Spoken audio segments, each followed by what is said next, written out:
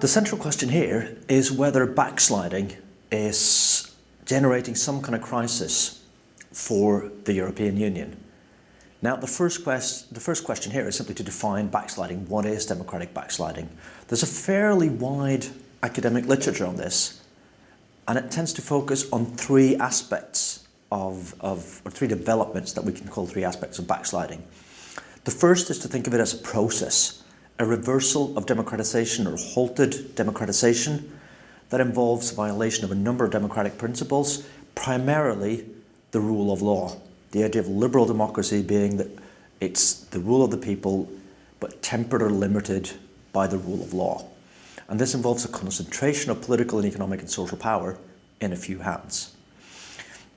But some definitions of backsliding, or some of the literature on backsliding, also focus on the ideological component of alternative models to liberal democracy.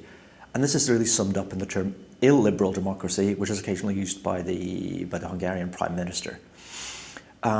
This really focuses on the unconstrained rule of the majority, as opposed to liberal democracy. And it involves limiting the power of civil society, for example, the media and independent organizations, but also limiting checks and balances. And this is particularly a matter of the role of courts, but it also includes independent government agencies.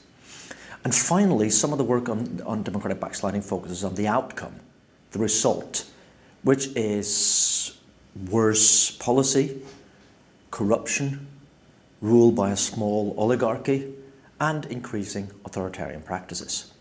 Now, in the European Union, we can speak of a particular type of backsliding, which is based on the idea that all member states in the EU are committed to a number of important principles, including, for example, the rule of law, or combating corruption, or increasing equality.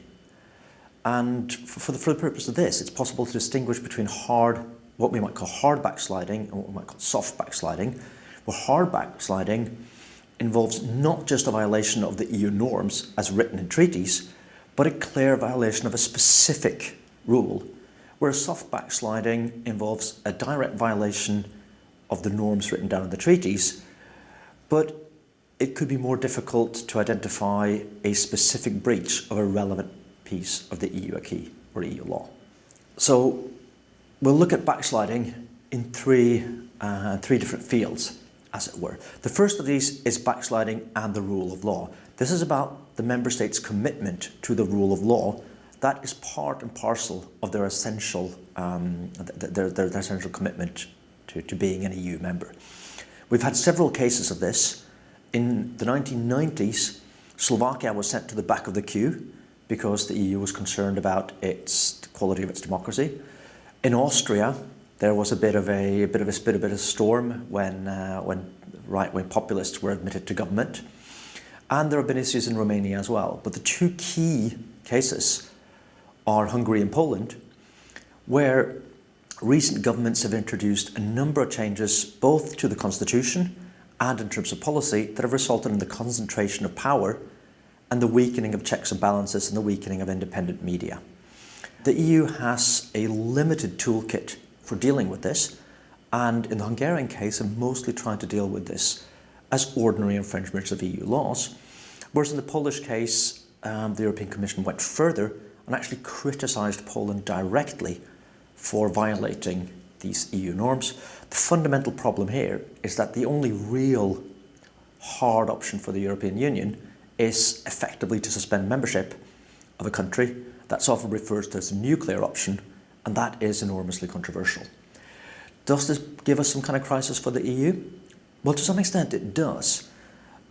In the past, states that don't like EU law have either criticised it, this might be called voice, or, as in the case of Britain, actually left the EU, or at least is planning to leave the EU.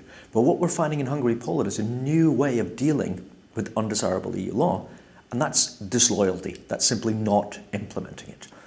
So the question here is, does this kind of defiance pose a crisis for the EU?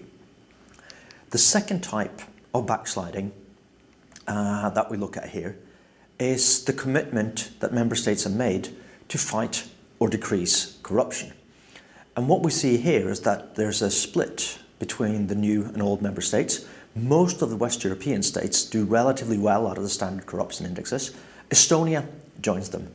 Most of the new member states do relatively poorly, but Italy and Greece join them. And Hungary and Slovenia are in the category of decline. Now here, the distinction between petty and grand corruption is fairly important. The petty, bureaucratic, ad hoc corruption of a requirement that one pays a little bit extra to win a contract, for example, or the grand political corruption that is more systemic. It's the latter that poses a real danger for the EU. Very often it doesn't directly contravene EU legislation. There's therefore little they can do about it, but it increases economic costs, it decreases trust, and might ultimately undermine the political legitimacy of the whole EU project. The third element of backsliding concerns equality. As in the case with corruption, this is largely a matter of the member states having a commitment to reducing inequality, but reversing this commitment. This usually involves cutting costs, could be a result of economic austerity, or weakening institutions, or to some extent reversing policies.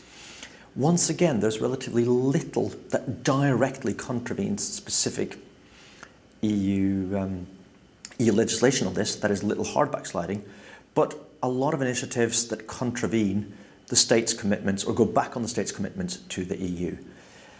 Most of the reaction from the EU side has been condemnations and resolutions and advice rather than any type of punitive action. The question here is whether this contributes to a crisis or a sense of crisis in the EU in terms of undermining the EU's legitimacy that is linked to it providing increased welfare. Finally, therefore, does backsliding matter in the EU? There are, in a sense, three sources of backsliding. One is an accident. This is where member states put in place policies that jar, that don't fit European Union policy. The other is crisis management. This is carelessness. This is where member states put in place policies without regard to whether they clash with core EU values. Both of these can contribute to a type of crisis in the EU by leading to a situation where policies are very, very different in different member states, or where crisis management is simply handled poorly. But the most serious problem is that linked to populism. This is intentional backsliding. This is where member states intentionally, openly, directly challenge the EU, contravene EU laws, which could ultimately lead to the disintegration of the European Union.